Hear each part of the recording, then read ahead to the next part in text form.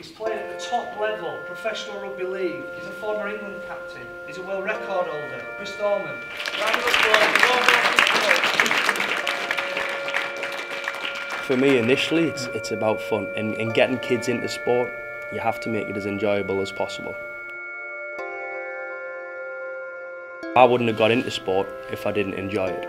That's when I got my opportunity. My first opportunity came from doing all this hard work as a kid. When I realised that I could make a career of it, I realised that there's certainly some hard work involved here. You know, when I first started playing rugby league, by my second session, third session, I knew it was the sport for me. That's all I've done. Since I left school, that's all I've done. Rugby league player, rugby league coach. But that was down to hard work, that was down to me being focused. I'm going to tell you about myself, about my story, about what I've achieved in my life, and hopefully that's going to sort of tie into what you're going to be doing today, those pride values. If you put enough heart and effort and hard work into it, then you can achieve anything. I know what it takes to reach the top, and I know how hard it is to reach the top.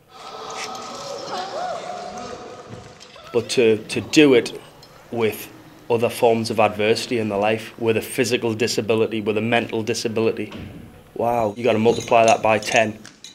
Just amazing, just truly inspirational characters. Captains, you guys here, direct your team. We're here with Year 8 today, and it's called a Pelts Day, where they're going to be displaying personal respect, friendship, determination and courage.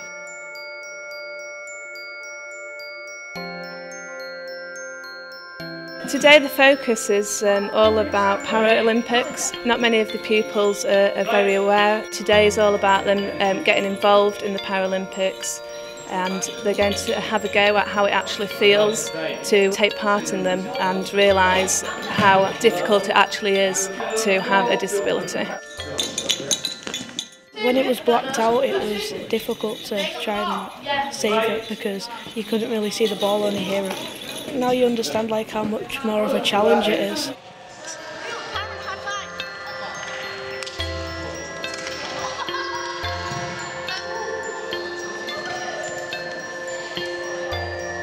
The activity we're doing today is wheelchair basketball.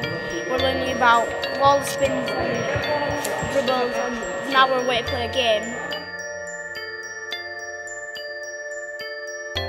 It's difficult at the start, but once you get the hang of it, it's okay, and it really makes you understand what disabled people feel like. Yeah, because they must train for ages to do it, and wheelchairs are their life, how they get around. Some people here don't respect about the people in wheelchairs, and now when you learn a bit more how hard it is to do these, you learn how hard it would be for them. From today I hope that they'll take respect, really. The idea is that if you treat everybody with respect, then they will treat you with respect, and it will stop any sort of prejudice that's going on. And we look at the Holocaust, and we look at Rwanda, and we look at the idea that the kids are separated into blondes and non-blondes and treated completely differently, and how that makes them feel. How do you guys feel about that? People taking the mick because someone's different, saying things. I don't think I said you couldn't come up. You've already been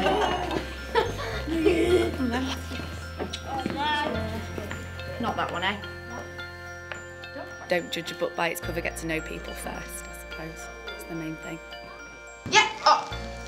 Yeah! Yes! Well done, give her a round of applause, she's doing fantastic work. It's the idea that it doesn't matter what colour your skin is, where you come from, what your religion is, what you look like. At the end of it, we are all still the same.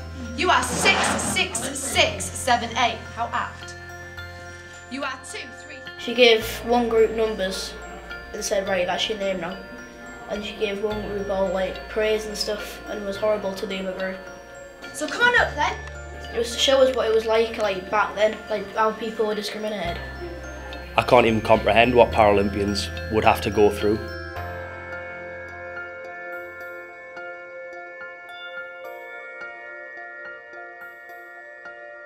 I didn't know that people with disabilities would be able to play a game like that. Just truly inspirational characters. Love to meet those sorts of people. Really remarkable achievements from all the Paralympians, you know. Every single one of them deserves a medal, you know, and they deserve all the recognition they get, really. Everyone remembers a careers advisor, and you go into the office and you have your little 15-minute meeting, and it's like, so Chris, what do you want to be? What do you want to do? I want to be a rugby player. Now Chris, what do you really want to be? What do you really want to do? I want to be a rugby player. All right, if you can't become a rugby player, what do you want to be? I'm like, all right, I'll be a PE teacher. There you go. Right, now this is your plan. This is your plan. This is how you're going to be a PE teacher. And I was like, yeah, but I don't really want to be a PE teacher. I want to be a rugby player, and I'm going to be a rugby player.